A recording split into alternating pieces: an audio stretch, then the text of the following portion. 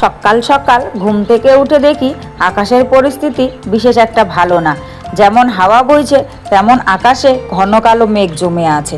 আর দেখো চারিদিকটা দেখেছো, কিছুই দেখতে পাওয়া যাচ্ছে না।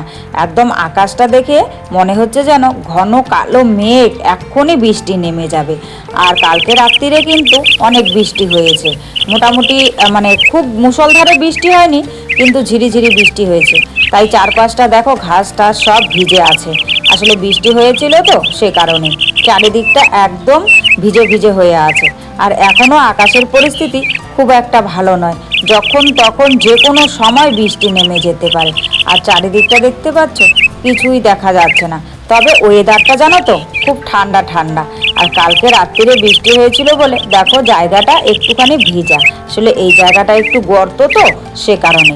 আর এই যে বট গাছটা দেখতে পাচ্ছ, দেখো শো শো করে হাওয়ার শব্দ শোনা যাচ্ছে। আসলে এখানে কিন্তু শোনা যাচ্ছে না। আর একটা জিনিস জানো তো, আজ অনেক দিন পর এখানে পাখির আওয়াজ শুনতে পেলাম। এখানে এসে তো পাখির আওয়াজ শুনতেই পাওয়া যায় না, কারণ চারিদিকে কোনো পাখি নেই। এখানকার ট্রাইবেলরা সবাই পাখি মেরে খেয়ে নেয়, সে কারণে কোনো পাখি নেই। শুধু কয়েকটা চড়ুই পাখি আছে, তবু সব সময় দেখা যায় না, হঠাৎ মঠাৎ মানে দেখা যায় আর কি। আর আজকে মানে তাদেরকে দেখতে পেয়েছি, আর দেখে জানো তো ভীষণ ভালো লাগছে। আসলে আমরা তো বাঙালি, সকালবেলায় আর সব থেকে বড় কথা হচ্ছে গ্রামে থাকি। গ্রামে ঘুম থেকে উঠেই পাখির কিচিরমিচির আওয়াজ শোনা যায়। বাসি বিছানা থেকেই পাখির কিচিরমিচির আওয়াজে কিন্তু গ্রামে ঘুম ভাঙে। তো যাই হোক, এখন দেখো কালকের যে কি বলে ডাস্টবিনগুলো আছে সেগুলোকে ফেলে দিতে যাচ্ছি পেছন দিকটায়। আর ঘুম থেকে উঠেছি তখন বাজে হচ্ছে সকাল 5:15। আজকে 15 মিনিট লেট হয়ে গেছে ঘুম থেকে উঠতে, জানো তো। তো যাই হোক, তারপর ব্লগটা আমি শুরু করেছি। তো ভাবলাম যে ঘরদোরগুলো পরিষ্কার করব, তাই পাপোশগুলোকে বের করে নিচ্ছি। আর পাপোশগুলোকে কয়েকদিন থেকে রোদ দূরে দেওয়া হয় না। যদিও বাইরে রোদ নেই, তবুও মনে হচ্ছে যেন ছিটেফোঁটা রোদ উঠবে। বৃষ্টি তো আর পড়ছে না, তাই পাপোশগুলোকে বের করে নিয়ে এলাম। আর সঙ্গে এই গামছাটা সকালবেলায় কর্তামশাই কেচে দিয়েছিল। তো ভেজা গামছাটা দেখি ঘরের ভেতর মেলে রেখেছে, তো সে কারণে ভেজা গামছাটাকে আমি বারান্দায় এখানে মেলে দিলাম, আর পাপোশ দুটোকে ওই দিকটায় মেলে দিয়ে এলাম। তারপর দেখো এই বিছানার বেডশিটটা অনেক দিন হয়ে গেল কাচা হয় না। এখানে ঘুমোনো হয় না, সে কারণেই এখানে মানে বেডশিটটা সচরাচর কাচা হয় না। তো আজকে জানো তো মেয়ে সকালবেলায় একটু জলও ফেলে দিয়েছিল। তো জল যেহেতু ফেলে দিয়েছে, তাই ভাবলাম যে না, বেডশিটটাকে একদম কেচে দিই। তাই বেডশিটটাকে তুলে নিয়ে বাথরুমে রেখে এলাম। আর এইদিকে ঘরগুলো দেখো আমি কিন্তু ডিপ ক্লিন করে নিয়েছি, সেটা আর তোমাদের সঙ্গে শেয়ার করিনি, কারণ এখানে তো আমার তেমন কোনো স্ট্যান্ড নেই। উপরে যে কাজ করেছি সেগুলোকে শেয়ার করব, আর ক্যামেরা ধরার মতন কেউ নেই, তাই কিন্তু আর তোমাদের সঙ্গে শেয়ার করতে পারিনি। আসলে কোনা খামচিতে যে ঝুল টুলগুলো ছিল সেগুলোকে সব আমি ঝাড়ু দিয়ে ঝেড়েছি। তোমরা দেখে বুঝতেই পেরেছো যখন আমি ঘরটা ঝাড়ু দিচ্ছিলাম যে অনেকগুলো ঝুল টুল পড়ে আছে। এগুলো সব ঘরের চারদিকটা কিন্তু আমি ঝুল টুলগুলো সুন্দর করে ঝেড়ে নিয়েছি। সেটা বললাম না, দুঃখজনক কারণে শেয়ার করতে পারলাম না। আসলে আমার স্ট্যান্ডও নেই, ক্যামেরা ধরার মতন কেউ নেই, অনেক কষ্ট করে ভিডিও শ্যুট করতে হয়, সে কারণে আর শেয়ার করতে পারিনি।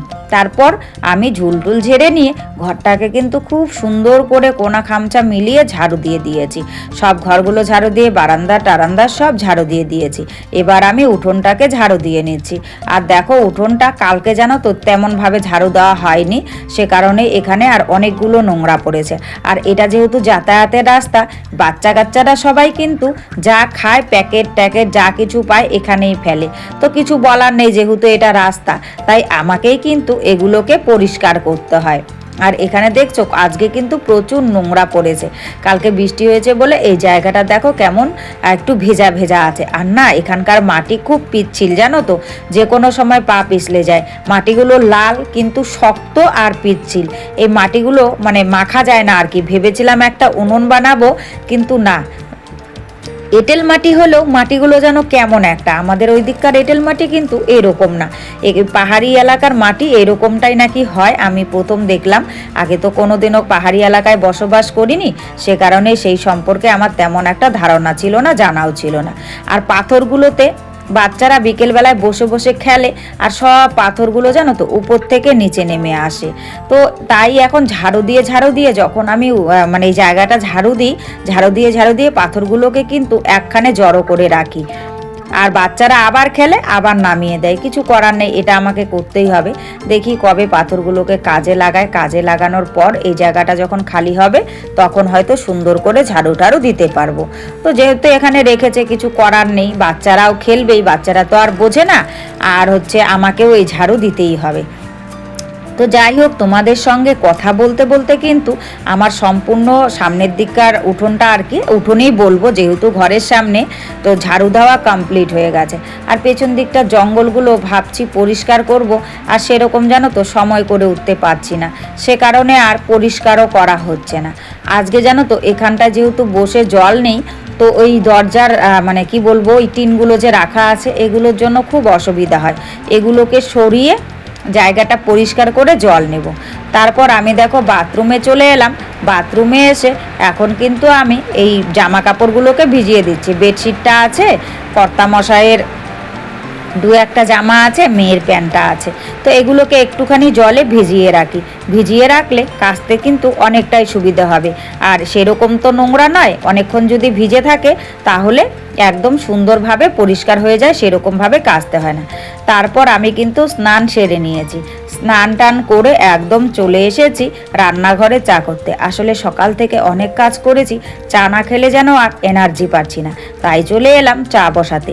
আর কর্তামশাই কালকে দুধ এনেছিল, তোমাদেরকে দেখিয়েছিলাম, দুধটা মেয়ে খাওয়ার জন্য নিয়ে এসেছিল, কিন্তু মেয়ে জানো তো এই দুধটা খায় না, ও খাবে না, ও পুরো জেদ করছে খাবে না। তো দুধটা সেই কারণে গামলাতে নিয়ে জাল করে রেখেছি, যেহেতু খাবে না সে কারণে আমরা কিন্তু এই দুধটা দিয়ে চা খাবো, মানে যে কয়দিন চা খাওয়া যায় চা খেতে হবে, সে কারণে জাল দিয়ে রাখলাম, কারণ জাল দিয়ে রাখতে হবে, আমাদের তো আর ফ্রিজ ট্রিজ নেই রেখে দেবো। তো সে কারণে সকাল সন্ধ্যে দুপুর 3 বেলাতেই কিন্তু এই দুধটাকে জাল দিয়ে আমাকে রাখতে হবে। তারপর দেখো আমি টেবিলের সামনে বসে চা খেয়ে নিচ্ছি। যাই হোক, শুভ সকাল আমার প্রিয় বন্ধুরা, সকলে কেমন আছো? আশা করছি যে যেখান থেকে আমার এই ভিডিওটি দেখছো সকলে ভালো আছো, সুস্থ আছো। আমরাও খুব ভালো আছি। অরুণাচল প্রদেশের এই ছোট্ট গ্রাম থেকে আমি মামনির সংসারে আরও একটি নতুন ব্লগে তোমাদের সবাইকে স্বাগত জানিয়ে, তোমাদের সবাইকে সাথে নিয়ে আজকের ব্লগটি শুরু করে দিয়েছি। আমি আশা করছি আজকের ব্লগটিও তোমাদের খুব ভালো লাগবে। তো সকালবেলার কাজকর্ম সব শেয়ার করলাম, এখন কিন্তু আমি বিছানাটাকে তুলে নিচ্ছি। আর আজকে ব্লগটা শুরু করেছি সকাল 5:15 থেকে। সম্পূর্ণ ব্লগটা জুড়ে আমার সাথে থাকার অনুরোধ রইল আমার সকল বন্ধুদের। তারপর দেখো আমি চলে এসেছি, কিন্তু রান্না বান্না শুরু করে দিয়েছি। আসলে কি বলো তো, ভাত আমার হয়ে গেছে, আজকে তেমন একটা কিছু নেই, তাই ডাল বসিয়েছি, আর ডালের মধ্যে দিয়ে দিয়েছি আলু সেদ্ধ।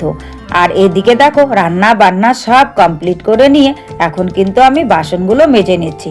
তোমরা তো দেখেছিলে ডাল আর আলু সিদ্ধ করেছি, আজকে কিন্তু খাওয়া হয়েছে মাছের তরকারি দিয়ে। তো তোমরা এখন বলতে পারো আমি মাছের তরকারিটা কোথায় পেলাম। আসলে ভাই মাছ এনেছিল, ভাই বউ রান্না করেছে, 3 পিস মাছ ঝোল আমাদেরকে দিয়ে গেছে। তো ডাল আলু সিদ্ধ আর মাছের ঝোল দিয়ে কিন্তু আজকে দুপুরের খাওয়া দাওয়া বেশ ভালোই হয়েছে। আর এখানে দেখো বাসন মাজতে আমার একটু অসুবিধেই হয়, কিন্তু কিছু করার নেই জানো তো। তো যাই হোক, বাসন টাসন মাজা কমপ্লিট করে নিয়েছি। এখন জল এসেছে বলতে জল তো আর ওভাবে আসে না, জলটাকে ছাড়তে হয়। পাশের বাড়ির দিদিরা জল ছেড়েছে, ওরা জল নিয়েছে, এবার আমাকে বলেছে জল নেব নাকি। তো আমাকে তো জল নিতেই হবে, কারণ কয়েকদিন থেকে ঘোলা জল আসছিল, জল ভরা হয়নি, আর জল মানে একদমই ফুরিয়ে গেছে, খাবার জলও নেই, সে কারণেই জল ভরে নিচ্ছি আর বোতলগুলোকে ভরে নিচ্ছি। আর দেখো পাইপের মুখে আমি কিন্তু মেয়ের একটা সুতির জামা ছিঁড়ে ওখানটায় বেঁধে দিয়েছি। আসলে জলে প্রচণ্ড নোংরা আসে, নোংরা বলতে ওই এটা সেটা আসে আর কি। তো যদি একটু ছেঁকে নেওয়া যায় তাহলে জলগুলো বেশ ভালো। আর এই জলগুলো তো আমরা ডিরেক্ট খাই না, ফিল্টার করে খাই, তবুও ছেঁকে নিলে পরে কি হয়, জলটা অনেকটাই পরিষ্কার থাকে। সে কারণেই ছেঁকে সব বোতলগুলো ভরে আমি ঘরে রেখে দিয়ে এসেছি, আর এখানে বালতিটা বসিয়ে দিয়েছি। আর জানো তো আজকে জল না একদম অল্প অল্প করে পড়ছে, জানি না কেন। তারপর এই যে জামা কাপড়গুলো ভিজিয়েছিলাম তোমরা দেখেছিলে, সেই জামা কাপড়গুলো এখন এই জল এসেছে এখানে ধুয়ে দিচ্ছি। আর বলেছিলাম আকাশটা কালো মেঘে ঢেকে আছে ঠিকই, কিন্তু বৃষ্টি আসেনি জানো তো। ওই মানে একটু রোদ উঠেছে, রোদ বলতে তেমন রোদ নয়, কি বলে ওটাকে, ঝিমানো গরম নাকি বলে, যাই হোক ওরকম সামান্য রোদ, মানে আকাশটা পরিষ্কার করেছে, কিন্তু কালো মেঘে ঢাকাই আছে, বৃষ্টি পড়েনি। তাই ভাবলাম যে এই সুযোগে এগুলোকে ধুয়ে একদম মেলে দিই, তাহলে হাওয়ায় বাতাসে শুকিয়ে যাবে। আর এমনিতে তো হাওয়া, সুন্দর হাওয়া বইছে, হাওয়ায় কিন্তু আমার সব জামা কাপড় শুকিয়ে যাবে। তাই তাড়াহুড়ো করে আমি সব জামা কাপড়গুলোকে ধুয়ে দিলাম। আর আমি যে স্নান করেছি, নাইটিটাতেও আজকে একটু সার্ফ দিয়ে ভিজিয়ে রেখেছিলাম, জানো তো, নাইটিটা দুদিন থেকে কাচা হয় না তাই। তারপর দেখো সিঁড়িটাকে ধুয়ে দিচ্ছি ওই জামা কাপড় ধোয়ার জলটা, আর জলটা অনেকটাই পরিষ্কার আছে, তো সিঁড়িটাকে ধুয়ে দিলাম। কারণ ঘর দোরগুলো মানে না ধুলে পরে, না মুছলে পরে না ভালো লাগে না, সে কারণেই। তারপর দেখো আমি জামা কাপড়গুলো মেলে দিতে চলে গেছি। তোমরা হয়তো দেখে বুঝতে পারছো না, একটু একটু কিন্তু রোদ উঠেছে। তোমাদের মানে ক্যামেরায় দেখা যাচ্ছে যে হচ্ছে আকাশটা চারিদিক যেন কি বলে ওটাকে থুম ধরে আছে, আর মানে রোদ উঠেনি, কিন্তু না, একটু একটু রোদ উঠেছে, জানো তো। তো সে কারণে মেলে দিলাম। আর রশিটা যে টাঙিয়েছি, জানো তো, ভালো করে টাঙানো হয়নি। কর্তামশাইকে বললাম টাইট করে বেঁধে দিতে, কিন্তু উনি সময় পায়নি, তাই দেয়নি। তারপর আমি তোষকটা, বললাম না মেয়ে জল ফেলেছিল, তো তোষকটা এখন বাইরে রোদ্দুরে মেলে দিতে চেয়ার দুটো বের করে দিয়েছি। আর আমার ভাস্তাকে দেখো, যেই চেয়ার পেয়েছে ও টুক করে উঠে কিন্তু চেয়ারে বসে গেছে। আসলে ও এরকমই করে, ও নামবে না। তারপর একটু চুমু দিয়ে ওকে আমি নিচে নামিয়ে দিলাম। এই দেখো, নামিয়ে দিতে এখানে যে জলটা জমেছিল, ব্যাস জলে পাড়ানো শুরু হয়ে গেছে। তারপর ওকে এখন ভাবছি দিয়ে এসে বাদবাকি কাজ।